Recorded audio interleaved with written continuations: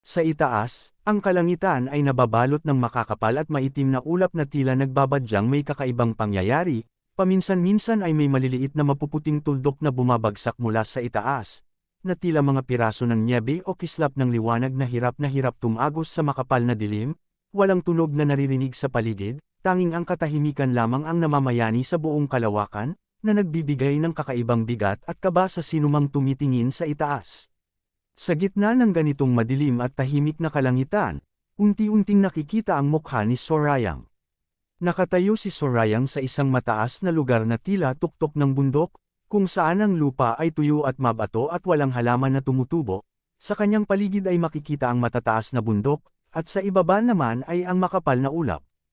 Habang nakatingin siya sa malayo, puno ng pagtataka ang kanyang kaisipan, at sa kanyang isipan ay sinabi niyang hindi niya alam kung nasaan siya ngayon.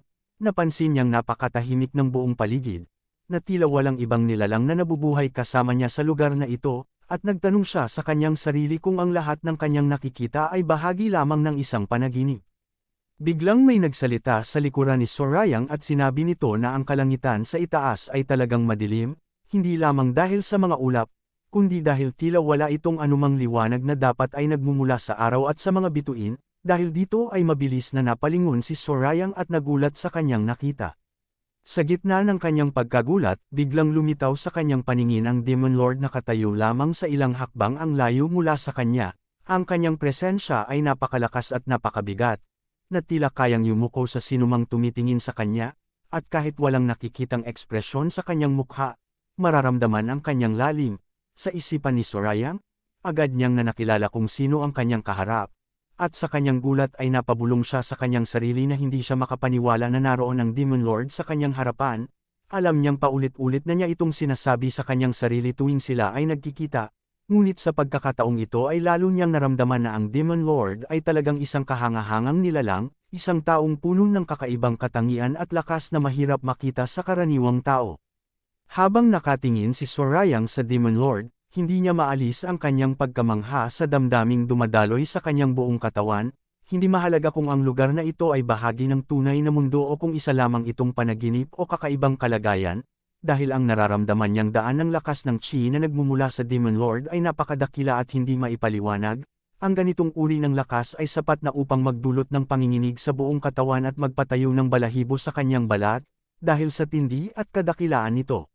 Sa kanyang isipan ay tapat niyang inamin na marahil kung lilipas pa ang 10 taon ng masigasig na pagsasanay at paglago, maaaring makatayo na siya sa pantay na antas at makipaglaban sa Demon Lord ng walang pagkukulang, ngunit kahit gaano pa siya katagal magsanay at kahit gaano pa siya kalakas sa hinaharap, alam niyang hinding-hindi niya maaabot ang kakaibang antas ng karunungan at kaliwanagan na taglay ng Demon Lord, isang antas na tila higit pa sa abot ng karaniwang pagkaunawa at kapangyarihan.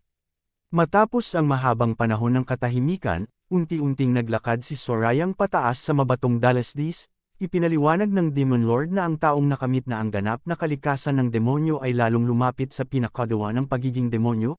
Nang marinig ito ni Sorayang, agad siyang naglakad ng kaunti upang humabol sa kanya, at habang nakatingin siya sa likuran ng Demon Lord ay nagtanong siya ng may pagkalito kung hindi ba tila magkasalungat ang sinabi nito, sa kanyang pananaw. Kung ang isang tao ay nagtagumpay na magkaroon ng ganap na kalikasan ng demonyo, bakit kailangan pang lumapit pa rito? Ipinaliwanag ng Demon Lord na sa loob ng pagkatao ni Sorayang ay may nagaganap na bagay na tila walang katotohanan at lubos na magkasalungat, gayunpaman, idinagdag ng Demon Lord na kahit tila ganito ang kanyang kalagayan, iyon mismo ang tunay na pagkatao ni Sorayang, na ang lahat ng kanyang nakikita at nararamdaman ay bahagi ng kung sino talaga siya, at hindi ito dapat ikahiya at itakwil. Matapos marinig ang lahat ng sinabi ng Demon Lord, napabuntong hininga na lamang si Sorayang at inayos ang kanyang pagtayo, habang itinataas ang kanyang mga kamay sa ulo, ang kanyang mukha ay nagpapahayag ng pagpapakumbaba at kaunting pagkabagabag, at tapat niyang inamin na hanggang ngayon ay hindi pa rin niya lubos na nauunawaan ang mga malalabo at mahihirap na salitang banibitawan ng Demon Lord. Sinabi niyang hindi niya maunawaan kung ano nga ba ang tunay na kahulugan ng pagiging demonyo, at kung bakit tila magkasalungat ang lahat ng bagay na kanyang naririnig at nakikita. Nagtanong ang Demon Lord kung tuluyan na ba niyang tinalikuran at iniwan ang bagay na iyon, Agad na sumagot si Sorayang at nagtanong kung ano nga ba ang tinutukoy nito na kanyang iniwan at tinalikuran, dahil wala siyang kaalam-alam sa bagay na binabanggit ng Demon Lord. Matapos marinig ang tugon ni Sorayang, malinaw na sinabi ng Demon Lord na hindi pa niya ito tinalikuran at iniwan. Sinabi ni Sorayang na lubos niyang nalalaman at nauunawaan na ang lugar na kanilang kinaroroonan ay hindi kabilang sa tunay na mundo. Idinagdag pa niya na kahit ito ay isang panaginip, bahagi ng kanyang malalim na kaisipan na hindi niya karaniwang nararanasan, o kaya naman ay bunga ng kahiwagang kapangyarihan at mahiwagang sining na ginagamit ng Demon Lord na mahirap maunawaan ng karaniwang tao. Sa huli ay alam niyang ang Demon Lord na kanyang nakikita at kausap ay walang iba kundi ang larawan at anyong nabuo mula sa kanyang sariling isipan lamang. Matapos ang mahabang paliwanag, huminto sandali si Sorayang sa paglalakad. Dagdag pa niya na ayaw na niyang makinig pa sa mga mahihirap at masalimuot na paliwanag, at ayaw na rin niyang magpaligoy-ligoy pa sa kanyang sariling pag-iisip. Kung mayroon man silang pag-uusapan, nais niyang gawin itong mas simple at madaling maunawaan, upang hindi na siya mahirapan pa sa pag-unawa sa mga bagay na tila lalong nagiging malabo habang pinag-iisipan. Tinanong ng Demon Lord kung tuluyan na ba niyang tinalikuran at inalis sa kanyang puso at isipan ang puot at hinanakit na may kaugnayan sa lihim na tinatawag na Secret Demon Queen. Nang marinig ni Sorayang ang tanong, dahan-daang pumikit ang kanyang mga mata at bahagyang yumuko ang kanyang ulo, na tila bigat na bigat siya sa kanyang nararamdaman at sa mga alaalang biglang bumalik sa kanyang isipan. Sinabi niya na kung kaya lamang niyang talikuran at alisin ang mga puot at hinanakit na iyon, matagal na sana niyang itong ginawa noon pa man, ngunit dahil hindi niya magawa, ibig sabihin ay nananatili pa rin ang lahat ng iyon sa kanyang puso at isipan. Pagkatapos ay muli siyang nagsalita at sinabing mas tumpak at mas wasto kung itatanong na lamang kung ang lahat ng iyon ay naayos na at nabigyan na ng katapusan, sa halip na tanungin kung ito ay tinalikuran na.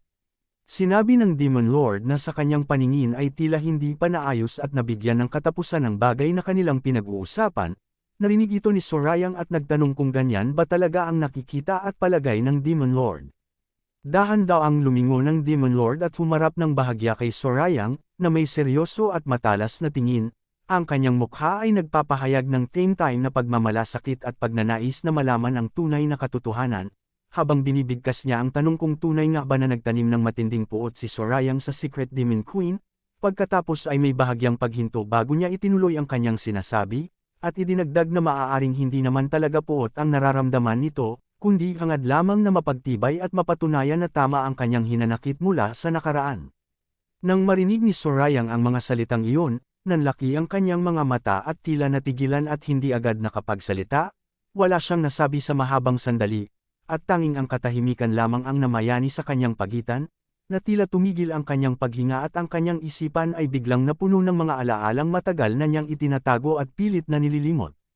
Muling nagsalita ang Demon Lord at sinabing wala siyang nakikitang dahilan upang hangarin pa niyang mapagtibay ang kanyang nararamdaman, dahil ang lahat ng iyon ay malinaw na katotohanan na hindi na may kakailapan ng sinuman.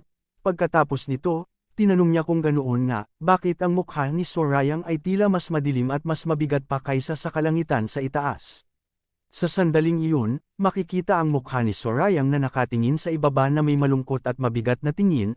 Ang kanyang mga mata ay tila puno ng lungkot at pag-iisip, habang ang kanyang buong anyo ay nagpapahayag ng matinding bigat na pasan ng kanyang puso, na tila bawat salitang narinig niya ay tumagos sa kanyang kaluluwa at nagdulot ng hindi maipaliwanag na damdamin na mahirap sabihin sa salita. Hindi siya nakatingin sa harapan, bagkus ay ibinaba niya ang kanyang paningin na tila nag-iisip ng malalim at sinusuri ang bawat katotohanang ibinibigay sa kanya.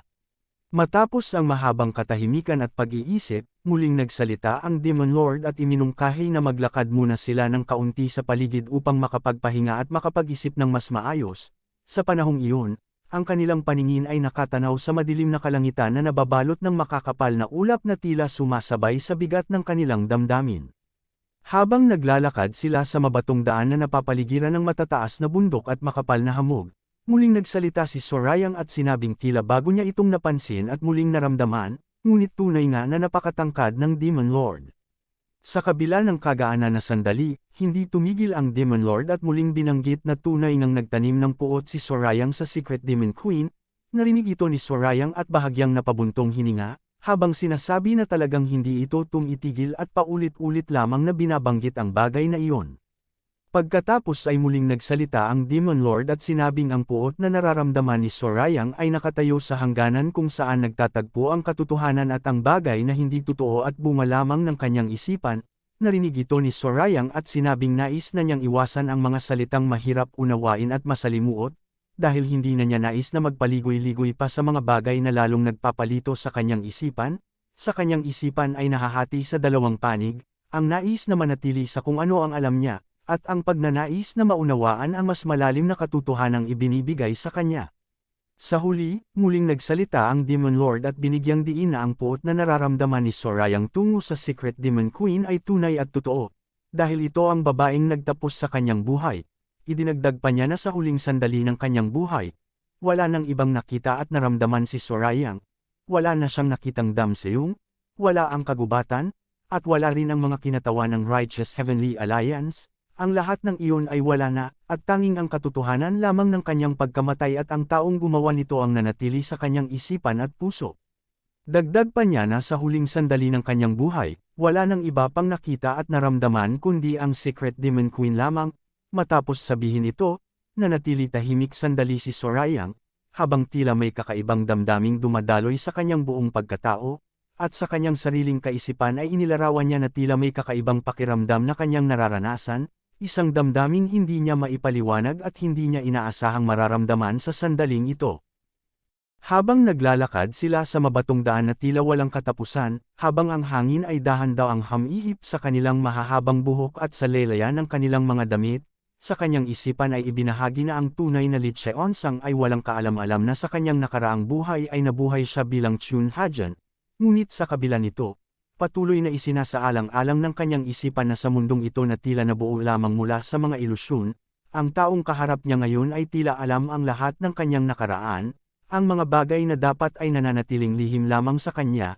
Ang pagkakatuklas na ito ay nagdulot ng labis na pagkamangha at pagkalito sa kanyang puso, habang patuloy silang naglalakad na tila walang hangganan ang kanilang tinatahak na landas. Sa paglalakad na iyon, huminto sandali ang Demon Lord at lumingon ng bahagya, habang ang hangin ay hamihip ng mas malakas sa kanyang mahabang buhok. Sa kaisipan ni Sorayang, inilarawan niya na ang Demon Lord ay tila isang ilusyon lamang, isang anyo na may mga mata at daan ng lakas at chi na katulad ng kay Lee Cheon-sang, at nagsasalita gamit ang tinig na kanyang nakasanayan. Ngunit sa kabila ng pagkaalam na maaaring hindi ito ang tunay na tao, may kakaibang bagay na nangyayari sa kanyang puso at isipan. Sa hindi maipaliwanag na dahilan, ang presensya ng taong ito ay nagbibigay sa kanya ng kapayapaan at kagaanan ng damdamin.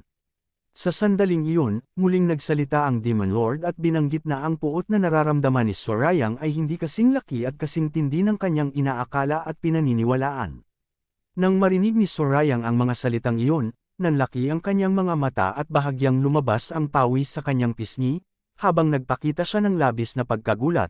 Ang kanyang mukha ay puno ng pagtataka, habang naririnig ang karugtong ng sinabi ng Demon Lord, na bagaman nagtanim siya ng puot at nais na mamatay ang Secret Demon Queen, hindi naman siya ganoon kalabis na tuluyang nalimon at nakontrol ng puot na iyon ang kanyang buong pagkatao. Ipinaliwanag pa ng Demon Lord na ang Wicked God Arts ay isang uri ng sining ng pakikipaglaban na nakarating na sa pinakatuktok ng kasanayan, at nasakop na rin ang Realm of Law. Ang antas kung saan nauunawaan na ang pinakadwa at batas ng lahat ng bagay sa mundo, hindi lamang ito simpleng pamamaraan ng pakikipaglaban, kundi isang bagay na lumalampas sa karaniwang kaalaman at umabot na sa antas na mahirap maunawaan ng sinumang hindi nakarating sa ganitong kalalim na karunungan. Inidugtong pa niya na dahil sa sining na iyon ay nakamit ang pinakadakilang lakas sa buong mundo sa pamamagitan ng demonic path, dahil dito, kahit ang mga banal na pamamaraan at sining ng lakas mula sa Shaolin na kilala sa kanilang kailanawan at kabutihan ay nahihirapang alisin at wasakin ang masamang ching taglay ng sining na iyon. Matapos sabihin ang lahat ng ito, sumagot si Sorayang na ang sining ng Wicked God ay tunay na kahanga-hanga, isang bagay na hindi may kakaila ang kadakilaan at lakas na tila walang makapantay sa buong mundo. Sa sandaling iyon ay nagtanong ang Demon Lord tungkol sa Demonic Emperor Shi. Nais niyang malaman kung ano ito at kung ano ang katangian at kalagayan nito kumpara sa mga naunang sining na kanilang napag-usapan. Sa tanong na iyon ay inamin ni Sorayang na hindi siya lubusang tiyak sa lahat ng bagay tungkol dito, ngunit ipinaliwanag niya na ang Demonic Emperor Shi ay lumalampas pa sa mga pamamaraan at batas na kanilang nalaman.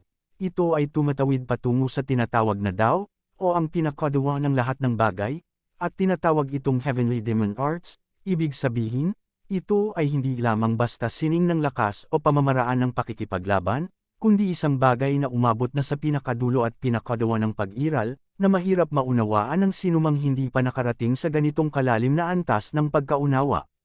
Ipinaliwanag ng Demon Lord na bagaman ang kanyang Nine Depths Demonic Arts ay isang dakilang pamamaraan na maihahambing sa lakas ng Demonic Emperor Shi, ang paghahambing na iyon ay totoo lamang kung ang pag-uusapan ay ang tindi at lakas ng kanyang kakayahang lumaban, kapag ang pinag-uusapan ay kung gaano kalakas ang kanilang katawan at kung gaano kalawak ang kanilang pamamaraan sa pakikipaglaban, may katumbas na halaga ang kanyang sining, ngunit may bagay na higit pa sa lakas na kailangang isaalang-alang upang lubusang maunawaan ang tunay na pagkakaiba ng dalawang uri ng sining na iyon, may lalim na hindi nasusukat sa lakas ng katawan lamang, kundi sa lalim ng karunungan at pagkaunawa na taglay ng bawat isa.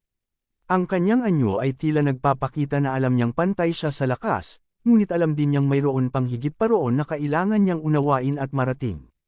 Binibigyang diin niya na kung ang pag-uusapan naman ay ang lalim ng enlightenment at ang kaliwanagan at pagkaunawa na nakamit ng bawat isa, ang Nine Depths Demonic Arts ay hindi man lang nakakalapit sa antas na naabot ng Demonic Emperor Shi, ibig sabihin, kahit pantay sila sa lakas ng kakayahang lumaban at kahit magkatulad sila sa tindi ng kanilang pamamaraan, may malaking pagkakaiba sa lalim ng karunungan at pagkaunawa na taglay ng bawat sining, ang Demonic Emperor Shi ay nakarating sa antas na tila walang hangganan, isang antas na mahirap maabot at mahirap maunawaan ng sinumang hindi pa nakarating sa pinakadiwa ng lahat ng bagay. Sa likuran niya ay nakatayo si Sorayang na tila nagninilay-nilay sa bawat salitang narinig, na tila unti-unting nabubuksan ang kanyang isipan sa katotohanang mayroon pang higit pa sa lahat ng kanyang nalalaman at kakayahan. Nakatitig si Sorayang sa Demon Lord ng seryoso, habang sa kanyang sariling kaisipan ay inilalarawan niya na ang taong kaharap niya ngayon, ang kasalukuyang anyo ni Li Cheonsang na ito, ay tila nilikha lamang ng kanyang sariling isipan, hindi niya maunawaan kung bakit ang kanyang sariling kaisipan ay tila nagsasabi sa kanya ng lahat ng mga bagay na ito, na tila may ibang boses na nagmumula sa kalooban niyang nagpapaliwanag ng mga bagay na hindi niya lubusang naiintindihan kung paano nalaman at bakit sinasabi sa kanya. Ipinahayag ng Demon Lord na alam ni Sorayang ang lahat ng ito, sa sandaling pinili niyang gamitin ang Demonic Emperor Shi sa kanyang pakikipaglaban-laban sa Secret Demon Queen, tiyak na ang kanyang tagumpay ay garantisado na, walang pag-aalinlangan at walang ibang maaaring mangyari kundi ang kanyang pagkapanalo. Narinig ito ni Sorayang at bahagyang sumagot na tila nagtatanong kung ganoon nga ba ang lahat ng iyon, hindi siya lubusang makapaniwala sa kung gaano kadali sana ang lahat kung ginamit niya lamang ang lakas na iyon. Ipinaliwanag ng Demon Lord na kung ginamit lamang ng wasto ni Sorayang ang Demonic Emperor Shi, ang Secret Demon Queen ay sana ay bumagsak na at hindi na nakatayo pa sa loob pa lamang ng 30 palitan ng lakas, ibig sabihin, mayroong sapat na kapangyarihan na taglay ni Sorayang na kayang wakasan ang labanan ng napakabilis, ngunit hindi ito nagamit ng buong buo. Idinagdag pa na ang lahat ng evil energy na pinaghirapan at hinubog ng Secret Demon Queen sa loob ng maraming taon ay sana ay tinanggal at inalis na ni Sorayang, na iiwan sa kanya na tila walang halaga at parang alikabok lamang na madaling tanggayan ng hangin, kahit pa sabihing umabot sa pinakamalalim na antas ng innate realm ang lakas na iyon, dahil ito ay nagmula lamang bilang isang sangay at bahagi ng mas malaking kapangyarihan ng demonyo, hindi pa rin ito matatakasan ang laws of causality, na ang anumang bagay ay may sanhi at bunga, at hindi maaaring maging higit pa sa pinagmulan nito, ibig sabihin, gaano man kalakas ang lakas na kanyang pinaghirapan, mayroon pa ring mas dakila at mas malalim na kapangyarihan na kayang alisin ito sa isang dampi lamang ng kamay. Sumagot si Sorayang na hindi niya alam ang lahat ng iyon, hindi niya lubusang naunawaan at nais niyang malaman ang tindi ng lakas na kanyang taglay. Sa kabilang panig, sinabi ng Demon Lord na kaya naman pala niyang gawin ang lahat ng iyon, may kakayahan siya at may sapat siyang lakas upang wakasan ang labanan ng mas maaga at mas madali, ngunit mayroong bagay na pumihil sa kanya na gawin ito. Sinabi niya na kahit alam na ni Sorayang ang lahat ng ito at kahit kaya niyang gawin ang lahat ng iyon, pinili pa rin niyang huwag gawin, alam niya ang lahat, at alam niya ang tiyak na tagumpay na naghihintay sa kanya kung gagamitin niya lamang ang lakas na iyon, ngunit sa kabila ng lahat, pinili niyang huwag gamitin ng buong buo ang kanyang kapangyarihan. Dagdag pa niya na alam ni Sorayang na siya ay tinaguri ang Assassin King, isang pangalan na nagpapahiwatig ng kanyang tindi, bilis, at kakayahang wakasan ang sinumang kaharap sa isang iglap at kahit alam niyang hindi tatakas ang Secret Demon Queen sa labanang iyon, hindi pa rin niya ito agad na winasak at tinalo sa isang iglap lamang, may pagkakataon sana na naghihintay sa kanya upang wakasan ang lahat ng mabilis, ngunit pinili niyang huwag gawin, na tila may pumipigil sa kanyang puso at isipan na gamitin ang lahat ng kanyang lakas upang magwakas ang labanan sa sandaling iyon. Sa gitna ng mabilis na paggalaw at tindi ng sagupaan, mahigpit na hinawakan ng demon ang braso ng Secret Demonic Queen upang pigilan ang kanyang pag-atake. Sa gitna ng wasak na lugar na puno ng mga bitik na bato at lumilipad na piraso ng lupa, nakatayo ang Demon Lord na may matatag at hindi natitinag na anyo, habang mahigpit na hawak ang kamay ng Secret Demon Queen upang pigilan ito, sa kanyang tabi ay nakatayo ang anyo si Sorayang na natigilan sa kanyang kinatatayuan. Matapos ang pagpigil, nagtanong ang Demon Lord kung nais ba talagang likhain at paghalo-haluin ni So ang puot sa kanyang puso upang magkaroon ng katwiran at katanggap-tanggap na dahilan sa kanyang sarili kung bakit niya ginawa ang lahat ng iyon, na tila ipinapahiwatig nito na maaaring hindi tunay na ganoon kalaki ang puot na iyon, kundi baka sadyang pinapalaki at hinuhubog lamang sa kanyang isipan upang magkaroon ng dahilan na matatanggap ng kanyang sariling konsensya. Nang marinig ni Sorayang ang tanong na iyon, nanlaki ang kanyang mga mata, habang ang kanyang mukha ay nagpakita ng labis na pagkabigla at pagkalito, na tila hindi niya inaasahang mabibitawan ang ganitong salita mula sa kanyang kaharap. Sa sandaling iyon, ang kanyang isipan ay biglang napuno ng mga tanong na hindi niya kayang sagutin, at ang bawat salitang narinig niya ay tila humahampas sa kanyang puso na nagdulot ng labis na pagkabagabag, hindi siya makapagsalita agad, at tanging ang kanyang ekspresyon lamang ang nagpapahayag na ang tanong na iyon ay tumama sa pinakamalalim na bahagi ng kanyang pagkatao. Hindi tumigil ang Demon Lord at nagpatuloy sa kanyang tanong, habang ang kanyang mukha ay nanatiling seryos. Idinagdag niya na kung ganoon, ang dahilan ba ng kanyang puot ay sadyang pilit na hinahanap at hinuhukay lamang upang magkaroon ng galit at puot na maipapakita at maipagtatanggol sa kanyang sarili, o baka wala naman talagang sapat na dahilan upang magtanim ng ganoon kalaking puot, kundi sadyang pinilit lamang niyang hanapin at likhain ang dahilan upang magkaroon ng katwiran ang kanyang nararamdaman. Hindi na nakapagpigil si Sorayang at biglang sumigaw na itigil na iyon, habang ang kanyang mukha ay puno ng galit na naghahalo sa kanyang ekspresyon. Sa sandaling iyon ay hinigpitan pa ng Demon Lord ang kanyang pagkakahawag sa braso ng Secret Demon Queen, na nagdulot ng matinding chi na kumalat sa kanyang kamay na kumikislap.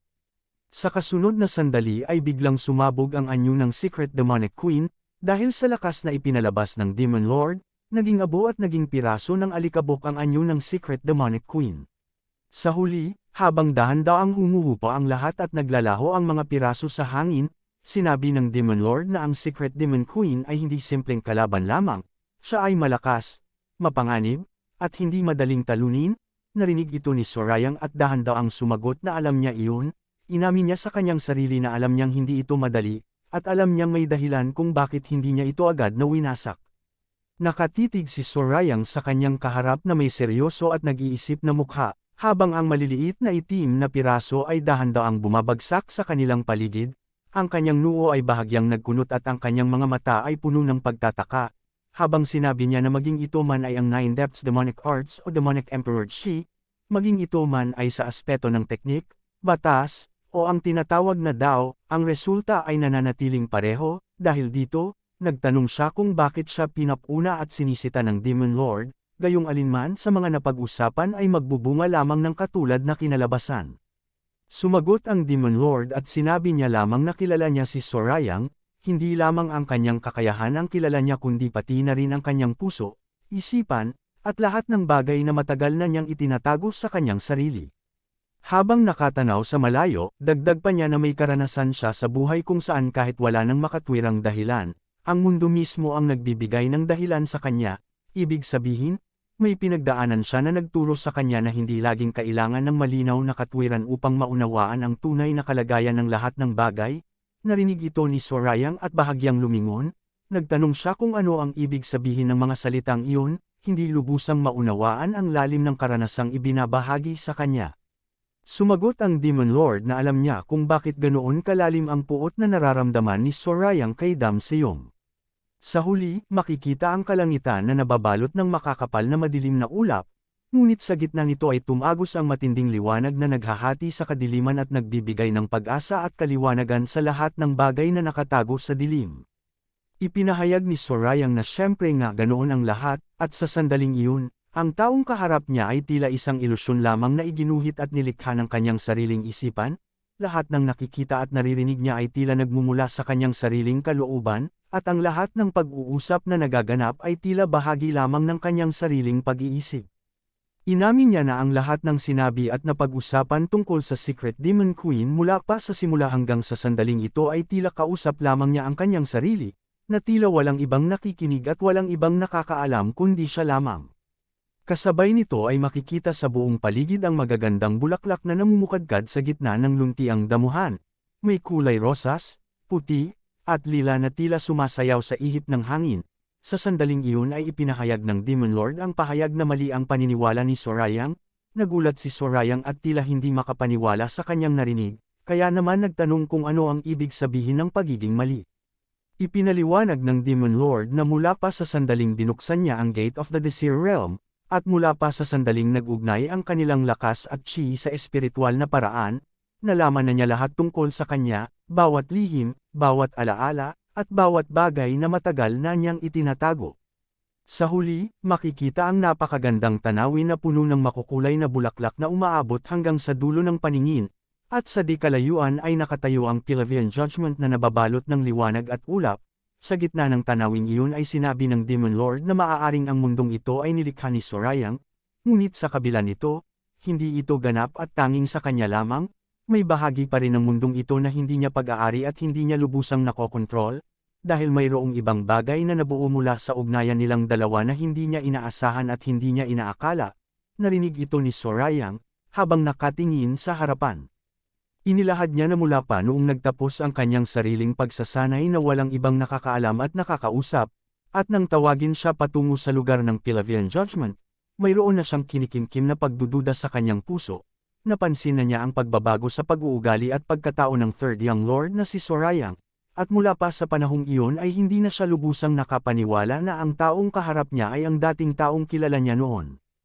Inidagdag pa niya na anuman ang nagawa ng sinuman sa nakaraan, anuman ang uri ng buhay na kanilang pinamuhay, ang tanging bagay na may tunay na kahalagahan ay ang kasalukuyan, hindi ang nakaraan ang magiging batayan upang husgahan ang halaga ng isang tao, kundi ang kanyang ginagawa at ang kanyang pagsisikap sa kasalukuyan.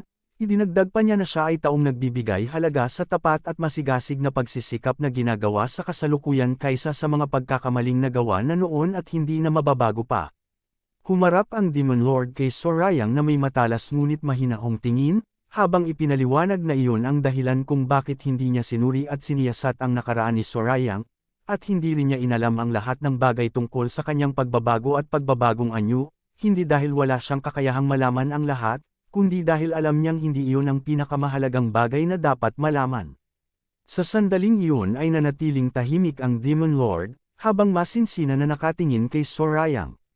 Nanlalaki ang mga mata ni Sorayang at puno ng pagkamangha, habang dahan-daang nabubuos sa kanyang isipan ang tanong na matagal na niyang nais itanong ngunit hindi naglakas loob.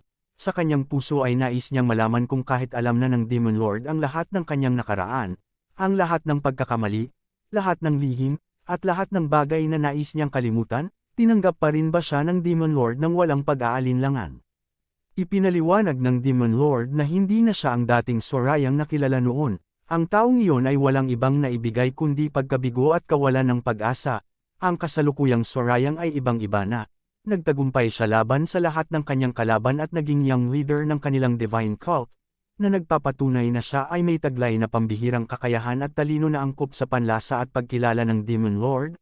Ibig sabihin, ang taong nakatayo sa harapan niya ngayon ay hindi na ang taong kilala ng lahat noon, siya ay nagbago, lumago, at naging taong may halaga at kakayahang karapat-dapat kilalanin at tanggapin. Ipinahayag niya na ang tanging si Sorayang na kilala niya ay ang taong nakatayo sa kanyang harapan ngayon, walang iba, at walang katulad. Idinugtong pa na walang ibang makapapantay sa kanya, at kahit mayroon pang ibang katulad niya, hindi niya kikilalanin at tatanggapin ang mga iyon. Natatangi si Sorayang lamang sa paningin ng Demon Lord, at ang halaga na taglay niya ay hindi matutumbasan ng sinuman at anuman.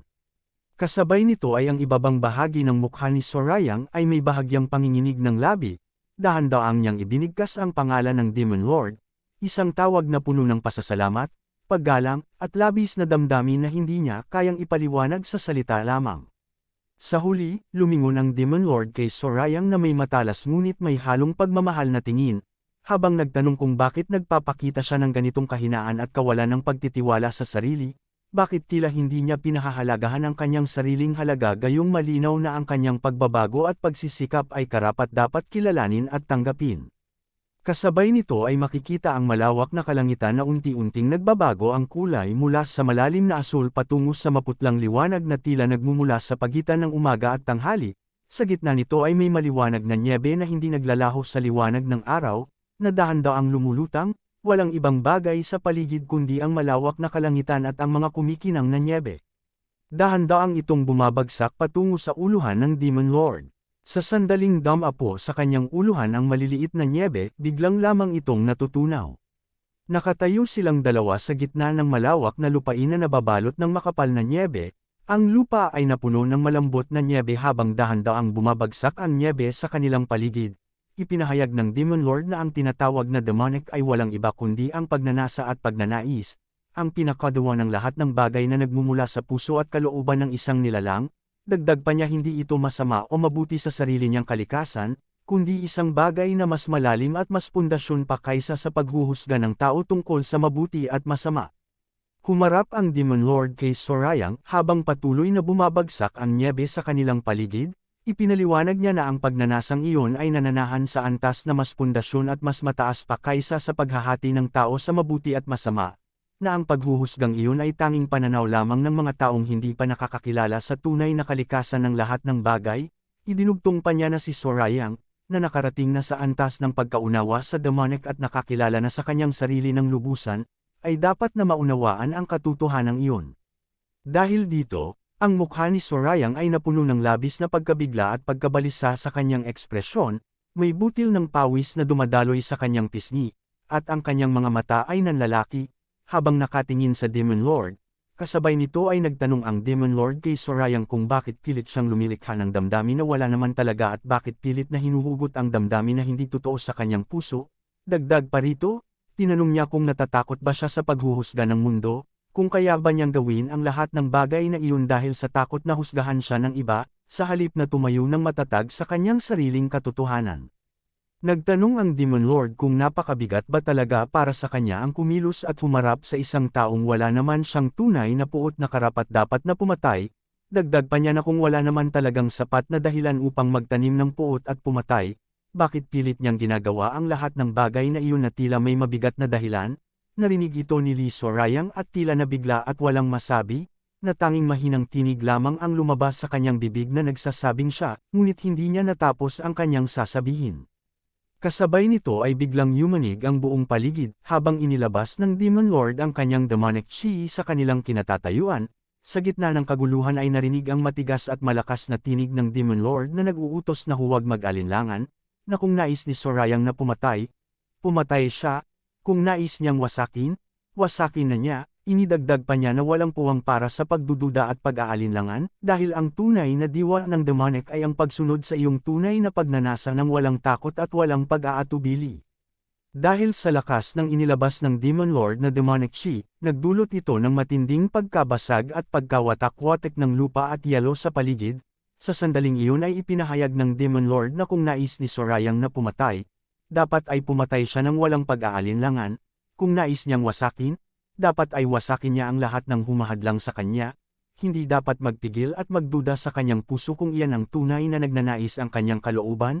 Idinugtong pa niya na kung nais lumabag sa anumang hadlang at batas, lumabag siya ng walang takot, at kung nais magligtas ng sinuman at anuman, magligtas siya ng buong buo at walang pag-aatubili.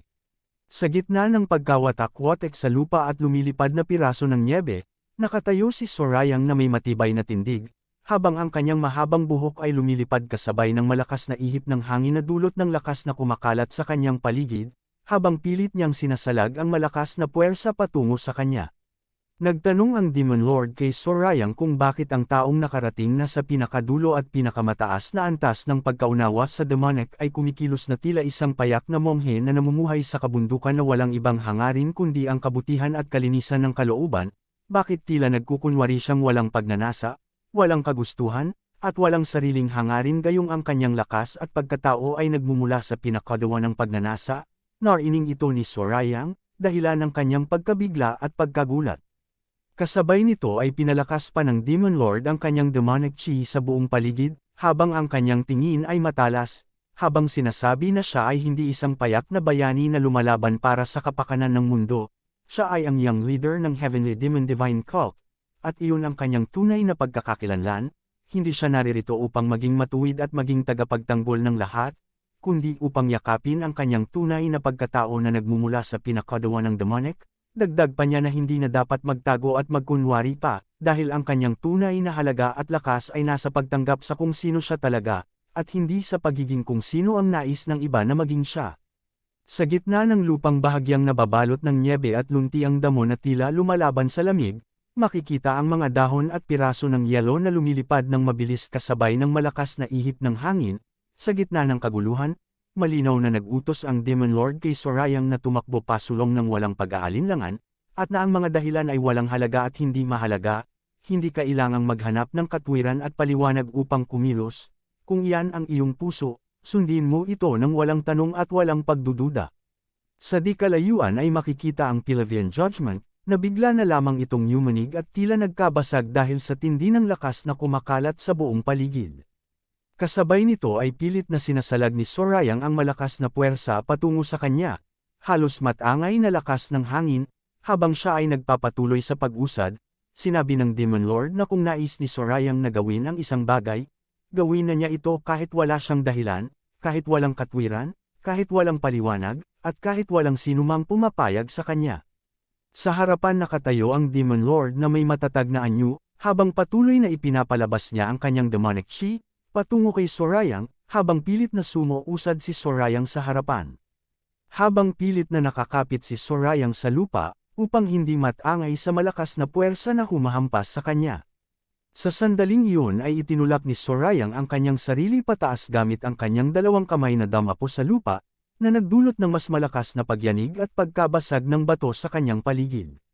Kasabay nito ang mukha ni Sorayang ay may matinding pagbabago, ang kanyang mga mata ay naging kulay pulang maningning na tila may apoy na nagliliyab sa kanyang kalooban, at ang kanyang labi ay bumuo ng isang ngiti na puno ng lakas, pagtanggap, at walang takot.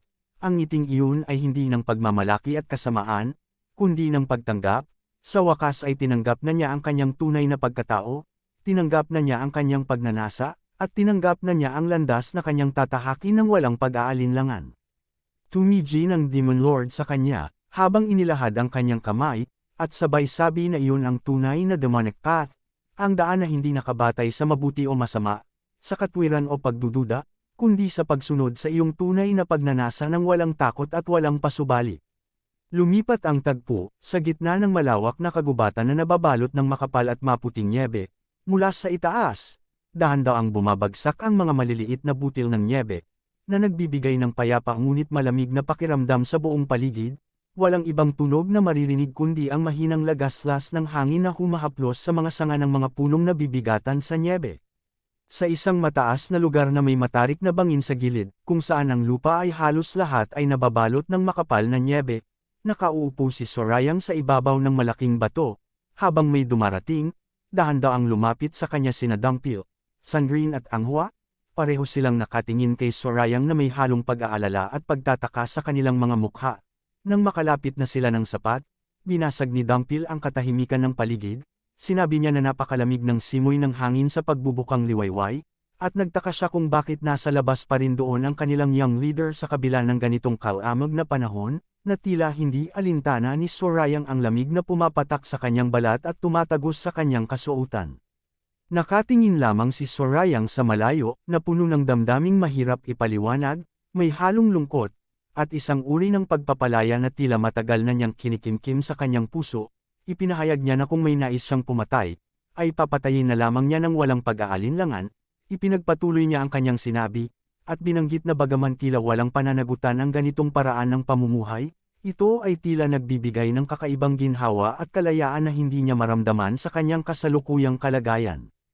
Ipinaliwanag niya na kung sasabihin sa isang taong katulad niya, isang karaniwang tagapaggawa ng karne na walang mataas na katayuan, na kumilos ng walang tiyak na dahilan at layunin, tila ito ay isang napakagandang landas na tahakin. Ipinahayag niya na napakaganda at nakakaakit ng damdamin ang ganitong paraan ng pamumuhay, kung saan hindi kailangang magpaliwanag sa iba at mag-alala sa kahihinatnan ng bawat galaw. Tinanong ni Sorayang si Dungpil kung hindi ba ito sumasang-ayon sa kanyang sinabi, na inaasahan niyang mauunawaan ni Dungpil ang kanyang ibig sabihin. Sa kabilang banda, si Dungpil ay nanatiling nakatingin sa kanya na may labis na pagtataka sa kanyang mukha. Hindi siya makapaniwala sa mga kanyang narinig at tila naguguluhan sa kung ano ang ibig sabihin ng kanyang young leader sa lahat ng kanyang sinabi. Nagtanong si Dungpil nang may pagtataka sa kanyang tinig, na tila naghihintay na lalo pang ipaliwanag ni Sorayang ang kanyang sinabi upang lubusan niyang maunawaan ang kahulugan nito. Sa pagkakataong iyon ay tumayo na si Sorayang mula sa kanyang kinauupuan at humarap sa malawak na kalawakan. Sinabi niya na bagaman nakatayo siya ng mag-isa sa gitna ng nyebe, mayroon siyang tila kakaibang lakas na nagmumula sa kanyang buong pagkatao. Huminga siya ng malalim at tumingin sa malayo, kung saan makikita ang mga bundok na tila naghahalo sa kalangitan. Ipinahayag niya na sa hindi malamang dahilan, bigla niyang naisip at hinahanap-hanap ang Demon Lord. Sa ibang bahagi ng kagubatan, kung saan ang mga puno ay metatayog at makapal ang mga sanga na tila nagtatakip sa kalangitan, ang lupa ay patuloy na nababalot ng makapal na nyebe. Sa pagitan ng dalawang malalaking puno na magkaharap, makikita ang daan na tila tahak patungo sa mas malalim na bahagi ng gubat. Sa di kalayuan, sa gitna ng mga punong nababalot ng nyebe, ay may isang lumang bahay na tila matagal nang walang nakatira. Ito ay nakatago sa likuran ng mga makakapal na puno at halamanan, kaya naman hindi ito madaling makita ng sinumang dumadaan. Ipinaliwanag ni Dungpil na may layong 15 li mula sa kanilang kinaroroonan ang nasabing bahay, at dahil ito ay nakatago sa gitna ng makakapal na puno, walang sinuman ang magkakaroon ng pagkakataong makapansin dito at maghinala na mayroong nananahan doon. Ipinahayag din niya na sila ay sasama at maghahatid sa kanya hanggang sa nasabing lugar upang masiguro ang kanyang kaligtasan at makarating siya ng walang anumang panganib na kakaharapin sa daan. Nagtanong si Sorayang kung ano na ang nangyari sa karwahe ng Assassin King at sa mga kabayong tinatawag na Sweat Blood Horses, na tila naalala lamang niya sa pagkakataong iyon ang mga bagay na naiwan sa kanilang dinaraanan. Tumugon si Sorayang, at humingi siya ng paumanhin at ipinaliwanag niya na hindi niya nagawang linisin ng maayos ang dinaraanan nila, kaya naman ang lahat ng kabayo ay namatay at ang karwahe naman ay lubusang nawasak at hindi na magagamit pa. Ipinahayag niya ito nang may halong labis na pagsisisi at pagkahiya sa kanyang tinig. Nang marinig ang sinabi ni Dungpil, agad na sumagot si Sorayang at sinabing hindi ito dapat ikahiya at isisi sa kanyang sarili. Ipinaliwanag niya na siya ang dapat sisihin sa lahat ng nangyari, dahil siya ang nagmamadali at hindi nag-iingat sa kanilang paglalakbay upang maabutin ang Secret Demon Queen. Sinabi niyang dahil sa kanyang pagmamadali at kawalan ng pag-iingat, nangyari ang lahat ng hindi inaasahang pangyayari. Kaya naman hindi dapat isisi ni Dungpil sa kanyang sarili ang anumang pagkatalo at pagkabigo. Sa kabilang banda, lalong nabahala si Dungpil at agad na tumutol sa sinabi ni Sorayang. Ipinahayag niya na hindi niya matanggap na ganito ang sabihin ng kanyang young leader, at tila hindi niya kayang maniwala na ang kanyang young leader ang dapat managot sa lahat ng nangyari. Nanatiling seryoso ang mukha ni Dungpil habang nakatingin kay Sorayang. Ipinaalam niya na malapit nang dumating ang withered and tattered demonic elder, at sa sandaling makarating ito, magagawa na ng tattered demonic elder na gamutin ang mga panloob na pinsalang dinadala ng kanilang young leader. Dahan-daang umiling si Sorayang habang nakatingin kay Dungpil, na may malalim na lungkot sa kanyang mga mata na tila mayroon siyang alam na hindi pa batid ng iba. Sa kanyang pagtugon, ipinahayag niya na kahit dumating pa ang tattered demonic elder, natatakot siyang wala ring magagawa ito upang lunasan ang kanyang panloob na mga pinsala. Idinagdag pa niya na tila mayroon lamang siyang makayang gawin ukol dito, at walang ibang tao sa mundo na makagagamot sa kanyang karamdaman kundi siya lamang ang tanging makakagawa nito. Humarap si Sorayang kay Dungpil at tinitigan itong mabuti mula ulo hanggang paa, na sinusuri ang bawat bahagi ng katawan nito upang makita ang kalaliman ng kanyang mga sugat. Pagkatapos ng sandaling pagmamasid, binigkas niya na tila mas malala pa ang kalagayan at mga pinsalang dinadala ni Dungpil kaysa sa kanyang sarili. Sa kabila ng bigat ng kanyang pasanin, ipinaliwanag ni Dungpil na bagaman dumanas siya ng matinding pinsala at pagkatalo sa labanan, ang kanyang bilis ng paggaling ay tila hindi karaniwan at napakabilis kumpara sa ibang tao.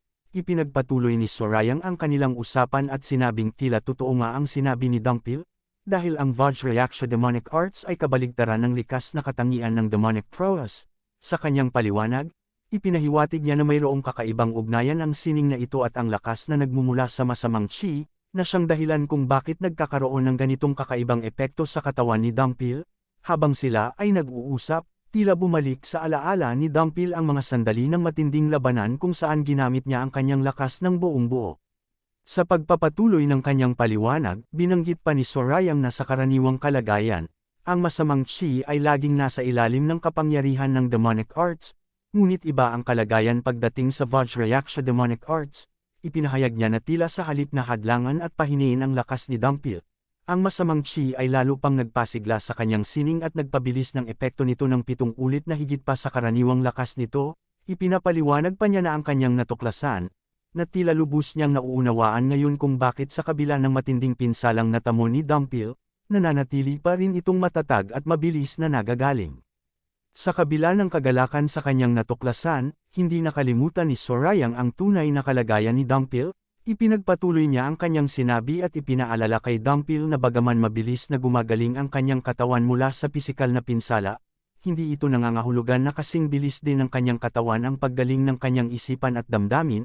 Pagkatapos nito, tinawag niya si Dungpil sa kanyang pangalan at pinayuhan itong magpahinga rin muna upang makabawi ng lakas. Nais niyang bigyan ng pagkakataon si Dungpil na maghilam ang lahat ng kanyang dinadala, sa katawan man at sa kalooban.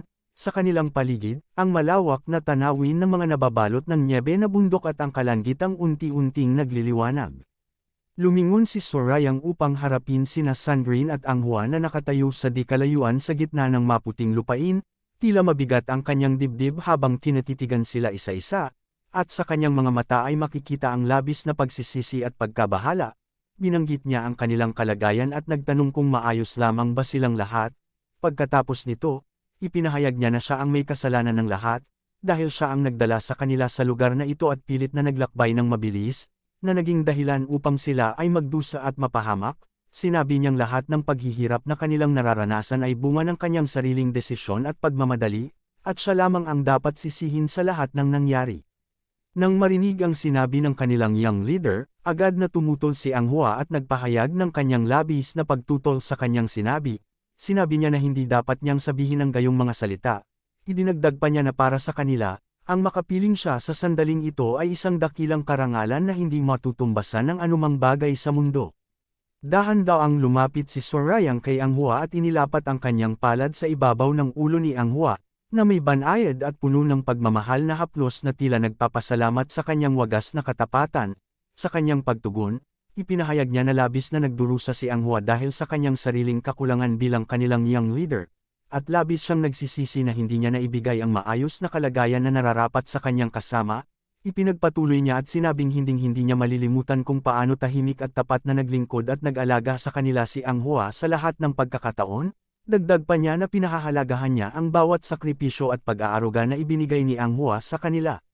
Sa sandaling iyon, habang nakapatong ang mainit at banayad na kamay ni Sorayang sa kanyang ulo, hindi na napigilan pa ni Anghua ang kanyang damdamin at tuluyang pamatak ang mainit na luha mula sa kanyang mga mata. Damaloy ito ng dahan-dahan sa kanyang maputlang pisngi na may bakas ng hirap at pagod, na tila sa patak ng luhang iyon ay nailabas niya ang lahat ng kanyang pinagdaanan, ang pag-aalala, pagod, at wagas na pagmamahal na kanyang kinikimkim sa kanyang puso. Lumingon si Sorayang kay Sandrine at tinitigan niya ito mula ulo hanggang paa, na sinusuri ang bawat bahagi ng kanyang anyo upang masiguro ang kanyang kalagayan. Nang makita niyang tila matatag pa rin ang tindig ni Sandrine sa kabila ng lahat ng hirap na kanyang pinagdaanan, sinabi niya na tila nasa mabuting kalagayan pa rin ito at walang labis na pagbabago sa kanyang anyo. Dahan-daang humarap si Sorayang kay Sandrine at tinitigan ito ng matagal, na may malalim na kahulugan ang kanyang bawat tingin. Sinabi niya na ang pagkakaroon ng napakagandang mukha ay may kaakibat na sariling paakit at paghihirap na tanging ang nagtataglay lamang nito ang tunay na nakauunawa. Idinagdag pa niya na sa katotohanan, mas ninanais niyang makita ang mukha ni Sandrine na may bahid ng alikabok at hirap, Dahil sa ganitong anyo ay mas nararamdaman niyang tunay na tao ito at hindi lamang isang magandang larawan na walang bahid ng paghihirap. Habang siya ay nagsasalita, nanatiling nakatingin si Sandrine sa kanya na may halong pagtataka sa kanyang mga salita. Sa kabila ng mga salitang nagpapagaan ng damdamin, hindi na mapigilan pa ni Sandrine ang kanyang labis na pagkabahala. Tinitigan niya si Sorayang ng may labis na pagmamalasakit at nagtanong kung tunay na maayos lamang ba ito at walang itinatagong karamdaman at sakit sa kanyang loob. Dahan-daang tumingin si Sorayang kay Sandrine, na may bahagyang ngiti na tila naglalaro sa kanyang mga labi ngunit may halong lungkot sa kanyang mga mata, habang ang kanyang mukha ay may bakas ng pagod at hirap na tila hindi nakikita ng iba, ngunit pilit pa rin niyang pinananatili ang kanyang katatagan upang hindi sila mag-alala. Sa kanyang pananahimik, tila mayroong nais sabihin ngunit napigilan lamang, na tila sa kanyang isipan ay tumatakbo ang dami-daming bagay na mahirap ipaliwanag sa salita. Dahan-daang ipinikit ni Sorayang ang kanyang mga mata at binigkas ang salitang puno ng bigat, na siya ay pagod na. Sa kanyang likuran, si Dungpil, si Anghua, at si Sandrine ay nanatiling nakatingin sa kanya na may labis na pagkabahala sa kanilang mga mukha. Sa sandaling iyon, tila tumigil ang mundo sa paligid ni Dungpil, habang tinatitigan niya ang young leader mula sa malayo. Sa kanyang isipan, inihambing niya ang lahat ng bagay na kilala niya sa kanilang young leader. Ang kanyang mukha, ang tono ng kanyang tinig, at ang kanyang kakaibang daloy ng lakas ng chi path. Sa bawat detalye na kanyang nakikita at naaalala, tiyak na tiyak siyang ito ay walang iba kundi ang kanilang young leader na kilala nila sa mahabang panahon. Gayunpaman, sa kabila ng katiyakang iyon, mayroong kakaibang damdaming bumabagabag sa kanyang isipan na hindi niya maipaliwanag. Habang dahan-daang naglalakad si Sorayang patungo sa malalim na bahagi ng kagubatan, kung saan ang mga puno ay metatiyog at tila nagtatakip sa kalangitan, hindi maalis sa isipan ni Dungpil ang kanyang napagtanto. Nakita niya ang likuran ng young leader na tila mas matatag at may kakaibang lakas na nagmumula sa kanyang tindig, ngunit mayroon ding kakaibang pagbabago na hindi niya maipaliwanag. Sa kanyang isipan, binanggit niya na bagaman walang pagbabago sa anyo at pagkatao ng kanilang young leader, tila mayroong bahagyang pagbabago sa kanyang pagkatao mula noong nagising ito sa 5 araw na pagkawala ng malay sa pakakoma. Mayroon siyang nais itanong at linawin sa young leader upang masiguro ang kanyang hinuha, ngunit pinigilan niya ang kanyang sarili dahil alam niyang hindi ito ang tamang panahon upang magtanong. Nanatili siyang tahimik at pinanood na lamang ang paglalakad ng young leader na unti-unting lumalayo sa kanyang paningin, habang sa kanyang puso ay nabubuo ang pasya na sa tamang panahon ay tiyak na malilinaw din niya ang lahat ng bagay na bumabagabag sa kanyang isipan. Sa ibang lugar, makikita ang isang watawat na kumakaway sa ihip ng hangin sa ibabaw ng matayog na gusali ng Righteous Heavenly Alliance. Sa ilalim ng watawat, may 2 anino na nakatayo sa mataas na bahagi ng gusali na tila nagmamasid sa malayo. Nagtanong ang tauhan kay Dam Seyong kung ano ang kanyang palagay at pagtingin sa taong kanilang nakita at sinuri. Sumagot si Dam Seyong na sa kanyang sariling paghuhusga, tila walang anumang bagay ang makapagbabago sa pananaw ni Song Jiumbek tungkol. Dagdag pa niya na bagaman nagbabago ang panahon at ang paligid, may mga bagay na nananatiling tiyak at hindi nagbabago ayon sa kanyang inaakala. Nagtanong si Dam Seyong sa dalaga kung anong uri ng tao ang kanyang inakala at inaasahan na magiging fortress leader, bagaman nais niyang sabihin na tiyak na naaayon ito sa inaakala ng kanyang tauhan. Dahan-daang lumingon ng babaeng kay Dam Seyong, habang sa kanyang mukha ay walang labis na pagbabago ngunit may katiyakan sa kanyang mga mata. Habang binibigkas niya ang kanyang palagay, inilarawan niya ang taong kanilang pinag-uusapan bilang isang mabangis na hayop. Nang marinig ang kanyang sinabi, napangiti si Dam Seyong at napahagalpak ng tawa na tila labis siyang nasiyahan sa sinabi ng dalaga. Ipinahayag niya na tama ang kanyang sinabi at lubos siyang sumasang-ayon dito. Habang nakatayo sila sa mataas na bahagi ng gusali at nagmamasid sa malayo kung saan makikita ang 2 aninong naglalakad sa ilalim ng kalangitang puno ng mga bituin, ipinagpatuloy ni Dam Seyong ang kanyang sinabi. Sinabi niya na dahil sa katangiang iyon ni Song Jiumbek, siya ay lubos na kahanga-hanga at karapat-dapat hanggan.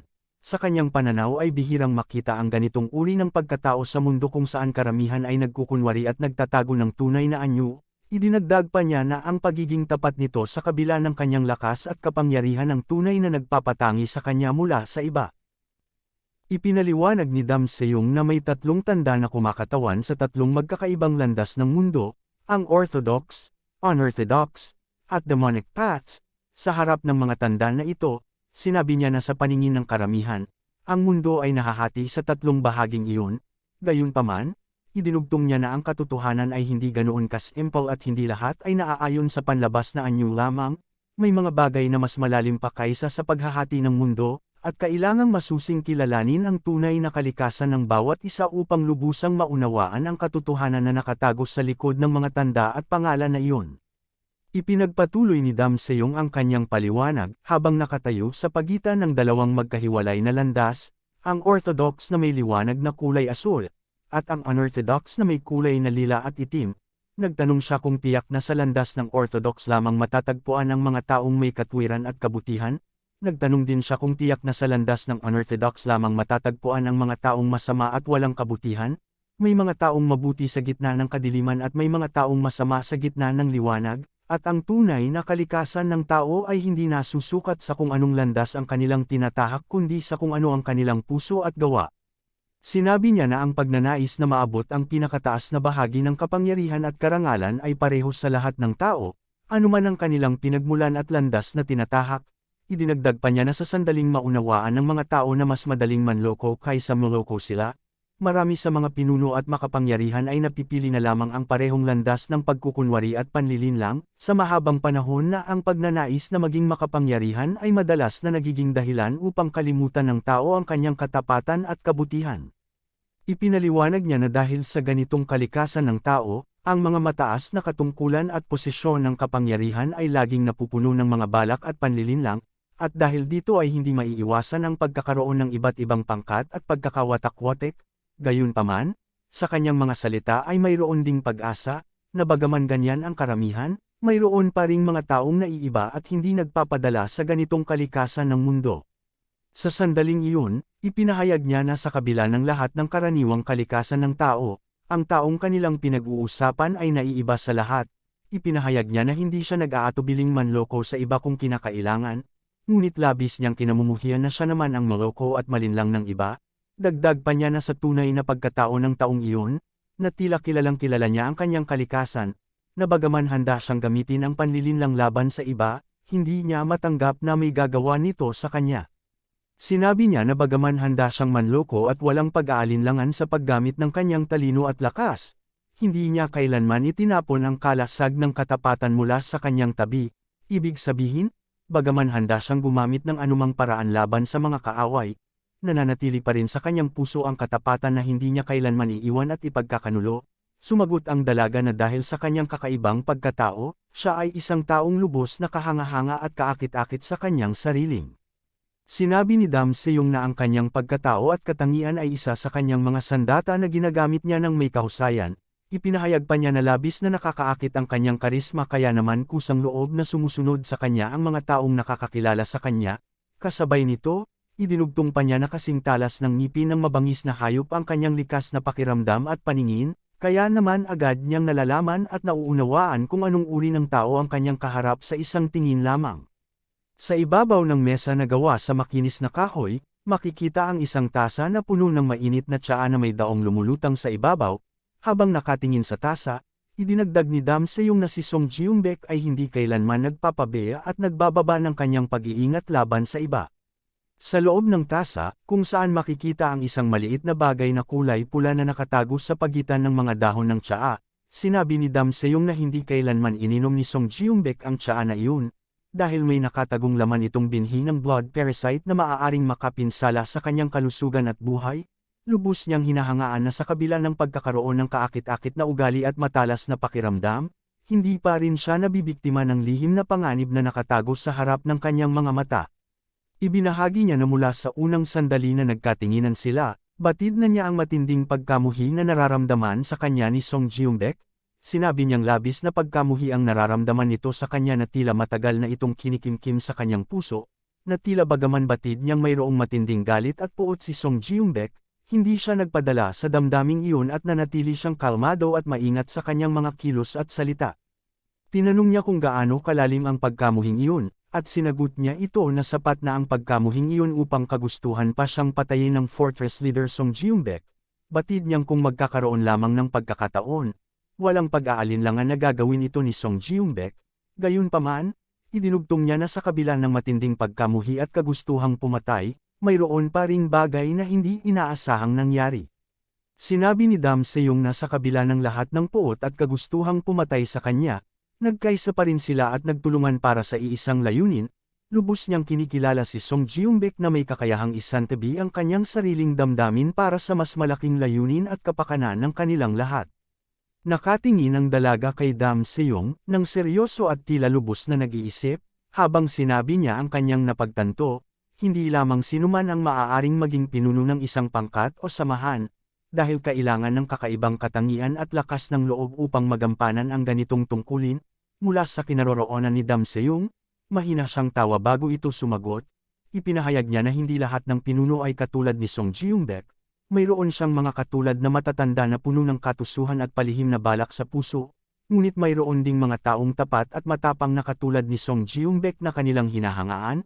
Idinagdag pa niya na ang pagkakaiba ng bawat pinuno ay nakasalalay sa kanilang pagkatao at paninindigan, at hindi lahat ay may lakas na manatiling tapat sa kabila ng lahat ng pagsubok.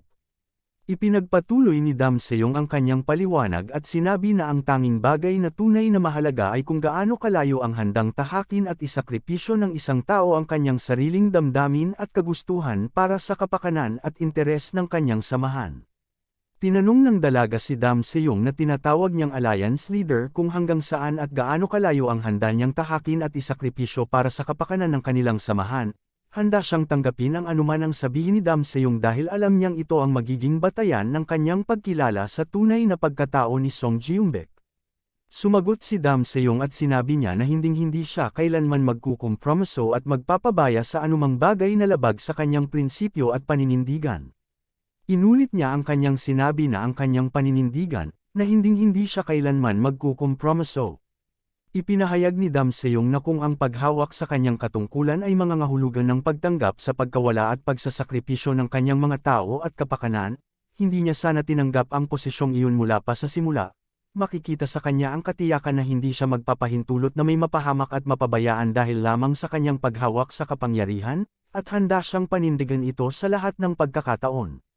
Nagpatuloy sila sa kanilang paglalakad sa mahabang pasilyo na nababalot ng pulang alpombra na may magandang disenyo. Habang sila ay naglalakad, nagtanong ang dalaga kung nagsisimula na ba siyang kumilos at isakatuparan ang kanyang mga plano. Tumigil sandali si Dam Seyong, may seryosong anyo at lalim ng pag-iisip sa kanyang mga mata. Ipinahayag niya na sa huli, ang lahat ay bababa sa dalawang bagay lamang. Ipinaliwanag pa niya na kung tutugan ang Demon Lord sa kanyang tawag at pagpapatawag, nangangahulugan ito na mayroon pa ring malalim na ugnayan at pagmamahal sa kanyang puso patungo sa mundong kanyang iniwan at sa mga bagay na kanyang iniingatan. Bumaling muli si Dam Seyong at tumingin sa malayo, habang idinugtong ang kanyang sinabi, na kung hindi naman tutugan ang Demon Lord sa kanyang tawag, mayroon pang ibang bagay na maaaring mangyari ngunit hindi niya tiyak kung ano ito. Ang dalaga ay nakatingin sa kanyang likuran at hindi napigil ang magtanong kung ano nga ba ang mangyayari kung hindi tutugan ang Demon Lord. Dahan-daang lumingon si Dam Seyong sa dalaga at hinawakan ang kanyang mahabang balbas, habang may bahagyang ngiti na tila may halong pag-amin sa kawalan ng kasiguraduhan. Ipinahayag niya na kung hindi tutugan ang Demon Lord sa kanyang tawag, pati siya ay walang tiyak na kaalaman kung ano ang susunod na mangyayari. Bagaman marami siyang alam at naunawaan, mayroon pa ring mga bagay na nakatago sa kanyang kaalaman at kailangang hintayin ang pagkakataon upang malaman. Nagpatuloy sila sa kanilang paglalakad patungo sa malaking pinto na binubuksan ng dalawang bantay na nakatayo sa magkabilang gilid. Ipinahayag ng dalaga na anuman ang mangyari, walang pagkakaiba kung tutugan man o hindi ang Demon Lord sa kanyang tawag, dahil sa huli ay kailangan pa rin niyang harapin ang Demon Lord ng walang pag-iwas at pagtatago. Nakikinig lamang ng tahimik si Dam Seyong at sumang-ayon sa kanyang sinabi, lubos niyang nauunawaan na anuman ang mangyari, mayroong bagay na hindi maiiwasan at kailangang harapin sa tamang panahon. Sa sandaling bumukas ang malaking pinto, ipinahayag ni Dam Seyong na tama ang kanyang sinabi at may katotohanan ang kanyang mga salita, na bagaman hindi kailangang kumilos agad sa sandaling ito, ang paghahanda ng maaga ay walang ibang maidudulot kundi kabutihan at kalamangan sa kanilang lahat. Batid niyang ang paghahanda ay susi upang maging matagumpay at ligtas sa anumang hamon na darating. Nagpatuloy si Dam Seyong sa paglalakad, habang ang dalaga ay sumusunod sa kanyang likuran. Buong katiyakang ipinahayag ni Dam Seyong na panahon na upang ipadala at ipabatid ang huling utos sa Formless Temple. Lumipat ang tagpo sa labas ng restaurant kung saan biglang bumuhos ang malakas na ulan na tila nagbabago ang panahon at kalagayan ng paligid. Sa loob ng silid ng restaurant, makikita ang isang figure na nakasuot ng kakaibang kasuotan at may suot na malapad na sombrero na nakaharang sa kanyang mukha. Nakaupo siya sa isang mesa at tila naghihintay, habang ang may-ari ng restaurant ay nakatayo sa kanyang harapan na may pag-aalinlangan sa kanyang mukha. Magalang ngunit may pag-aalalang sinabi ng may-ari na tapos na ang oras ng kanilang pagbubukas at pagtanggap ng mga bisita, kaya kailangan na niyang hilingin sa kanyang kaharap na umalis na muna. Ang figure na nakasuot ng kakaibang kasuotan ay nanatiling tahimik at hindi gumagalaw, na tila hindi siya narinig at sadyang hindi pinansin ang sinabi ng may-ari. Ipinahayag niya na mayroon siyang inaasahang darating na panauhin, at nagbigay siya ng mahigpit na utos na huwag papasukin ng sinumang iba pa at isara na ang mga pinto ng tuluyan upang walang makapasok pa. Habang nagsasalita ang matanda, inilapag niya sa ibabaw ng mesa ang isang supot na tila naglalaman ng salapi at kabayaran. Ang may-ari ay nanlaki ang mga mata at bahagyang itinaas ang kanyang kamay na tila nais niyang tumanggi ngunit hindi niya magawa dahil sa bigat ng tingin at tinig ng matanda. Sa huli, walang nagawa kundi sumunod at sumagot ng may paggalang at pag-aalala na gagawin niya ang lahat ayon sa utos. Sa labas ng tuluyan, patuloy na bumubuhos ang malakas na ulan na nagpapabasa sa lahat ng bagay na kanyang nadaranan. Sa gitna ng ulan, makikita ang mga paa ng isang taong dahan-dahang humahakbang sa ibabaw ng basang lupa at mga patak ng tubig na tumatalsik sa bawat hakbang na kanyang ginagawa. Ang tunog ng kanyang mga yapak ay halos hindi naririnig sa gitna ng lagaslas ng ulan. Ngunit para sa taong naghihintay sa loob, tila ito ay mas malinaw pa kaysa sa anumang tunog na kanyang narinig. Sa loob ng silid, habang patuloy na tumutulo ang tubig mula sa kanyang sombrero at damit, dahan-dahang inalis ng matanda ang kanyang sombrero. Sinabi niya na kinikilala niya ang tunog ng mga hakbang na iyon at ipinahayag na matagal na panahon na mula noong huling beses na narinig niya ang ganitong uri ng paglakad. Dahan-dahang tinanggal ng matanda ang kanyang sombrero. Nagtanong siya kung naroon na ba siya. Sa sandaling iyon, inilabas ang kanyang pagkakakilanlan siya ay si Kang Wuchang, ang pinuno ng Formless Temple. Dahan-dahang itinaas ng panauhin ang kanyang mukha at itinaas ang kanyang tingin upang makita ang kanyang buong anyo. Siya ay si Kang Wukyang, na dating mamamatay tao ng assassin ng Formless Temple at kamukhang kamukha ng matandang si Kang Wuchang. Ang kanyang mukha ay seryoso at walang labis na damdamin. Ngunit sa kanyang mga mata ay makikita ang lalim ng kanyang pagkatao at ang bigat ng kanyang pagdating. Ipinahayag niya na siya ay naroon na at dumating na ayon sa kanilang pagkakasundo. Lumapit ang tagpoksel, sa isang payapa at tahimik na tagpo, makikita ang isang tradisyonal na gusali na nababalot ng makapal na nyebe sa ibabaw ng bubong nito. Ang mga sanga ng puno sa harapan ay walang dahon at nabibihisan din ng puting nyebe, habang ang kalangitan ay kulay asol na unti-unting nagdidilim. Sa malawak na lupain na nababalot ng makaputing nyebe, nakatayo sa gitna si Sorayang. Sa kanyang harapan ay nakaluhod ang tattered demonic elder. Nagbigay siya ng pagbati at paggalang sa young leader, na tinawag siyang Demon Lord at hiniling na mabuhay ng mahabang panahon ng Heavenly Demon Divine Cult. Inidagdag pa niya kay Sorayang na nagngangalang Goro ay nagbigay din ng kanyang sariling pagbati at paggalang sa young leader.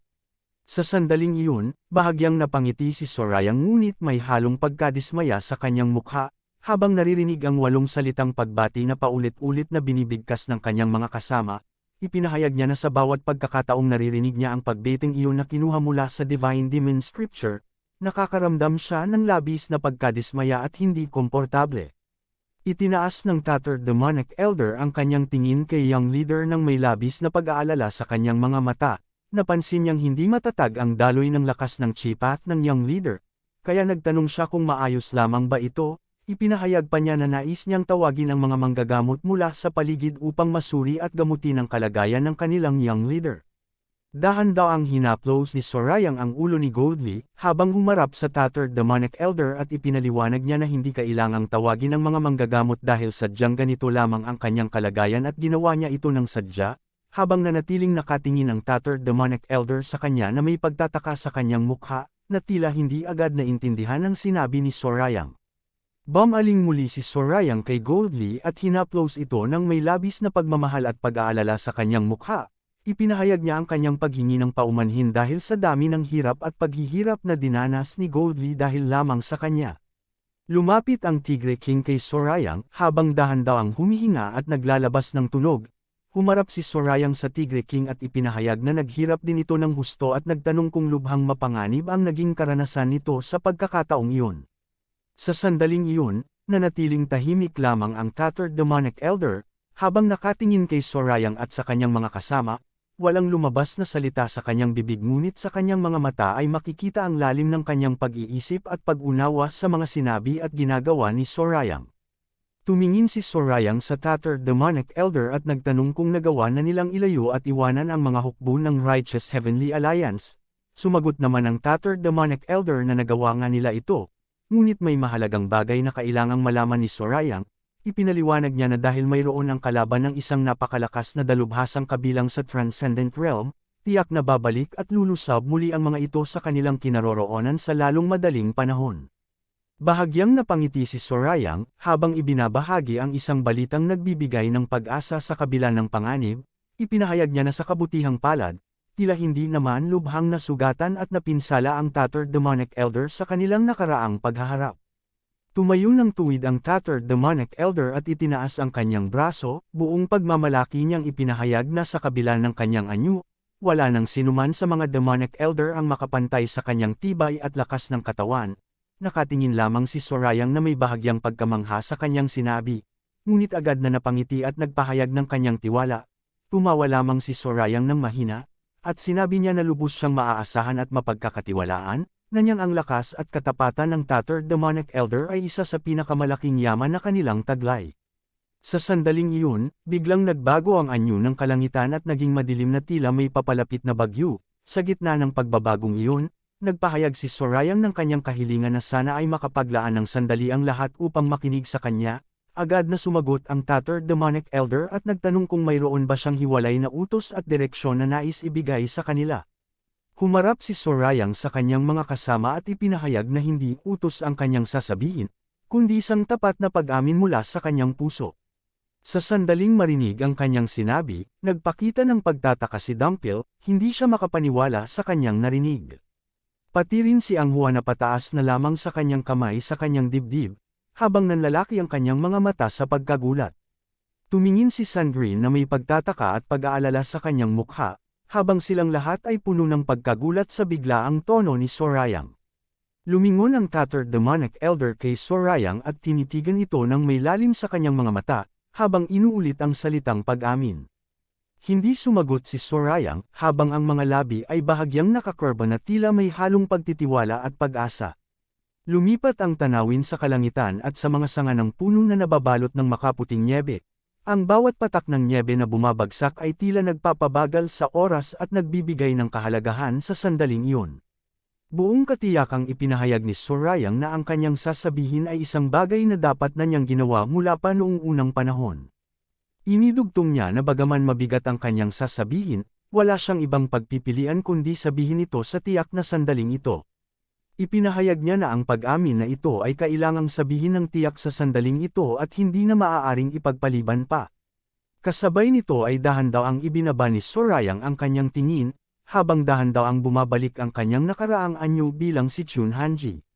Lumingon si Sorayang at tinitigan ang kanyang mga kasama ng may lalim at katapatan sa kanyang mga mata. Sa gitna ng madilim na kalangitan na puno ng bumabagsak na nyebe, buong katapatan niyang ibinunyag ang katotohanan, na hindi siya si Sorayang.